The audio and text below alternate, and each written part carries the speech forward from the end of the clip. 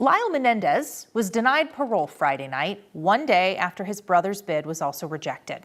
Lyle and Eric Menendez were both found guilty of murdering their parents inside their Beverly Hills home back in 1989. They shot their parents to make it look like a mafia-style killing, shooting their dad in the back of the head. They reloaded a shotgun and shot her at point-blank range. Did you guys watch the documentary on them? There's no way in hell they should let these guys out of prison. No, no, no, no, no, no.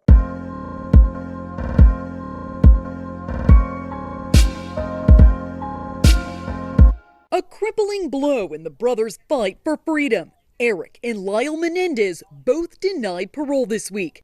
Friday, Lyle Menendez appearing virtually for his parole hearing.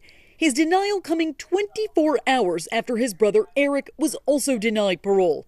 The two brothers were convicted of murdering their parents inside their Beverly Hills home. The bodies of Jose and Kitty were found with multiple bullet wounds. They shot their parents to make it look like a mafia-style killing, shooting their dad in the back of the head. They reloaded a shotgun and shot her at point-blank range.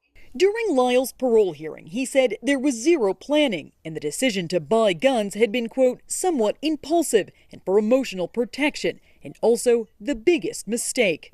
The brothers have long said they killed their parents out of fear after a lifetime of abuse and shot them in self-defense. Now in their 50s, Eric was 18 and Lyle 21 at the time of their parents' murder. They were later sentenced to life in prison without the possibility of parole. In May, their sentences were reduced, making them eligible for parole. But this week, both brothers were found to be a moderate risk to public safety and denied release. That was a caution flag to the parole board. There will be an internal review by the full parole commission, which can take up to 120 days. Then California Governor Gavin Newsom has 30 days to reverse, approve, or modify the decision if he chooses to, but he could act sooner. So, if you guys never watched the documentary on them, go and watch the documentary on the Menendez brothers. I think it's on Netflix. I think that's why I watched it. But no, these guys cannot be up for parole. We can't let these guys on the street. First of all, when you saw it in the video, right, the dude still not taking responsibility for what they done. Still making excuses. Oh, we didn't plan on doing the gun thing. Oh, the shotgun. We planned to buy it. We never planned to do this stuff to our parents. We never did that. You guys are lying. Like, yes, you did.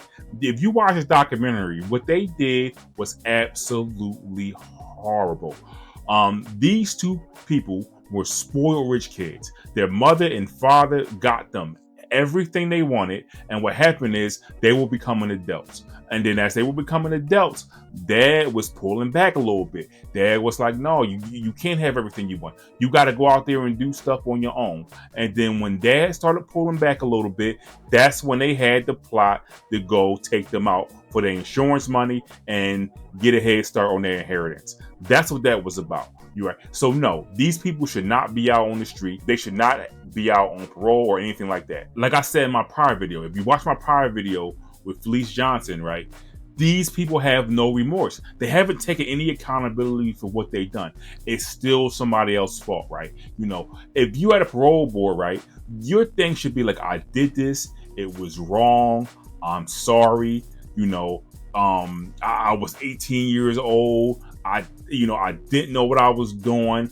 I'm trying to be a better person. Take full accountability for what you've done, right?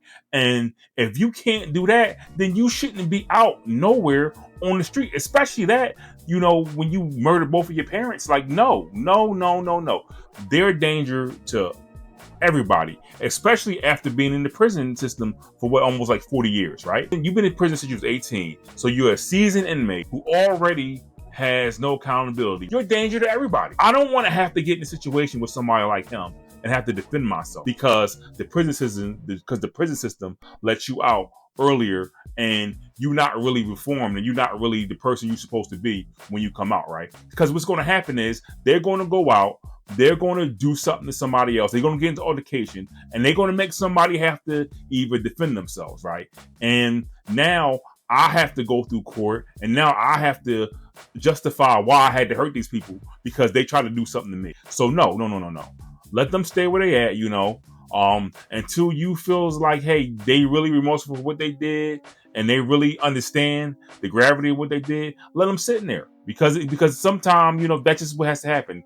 Do I feel bad? Do I think this is the situation for everybody? No. I think some people can get out of prison. I think some people are remorseful for what they did. And I think some people can go back to leading a normal life and be a productive person. I have family members who've done that. I have friends who have done that. So I'm not totally against people getting on parole. I'm not totally against people being rehabilitated. I'm not totally against none of that stuff. I understand people are young. I understand people make mistakes.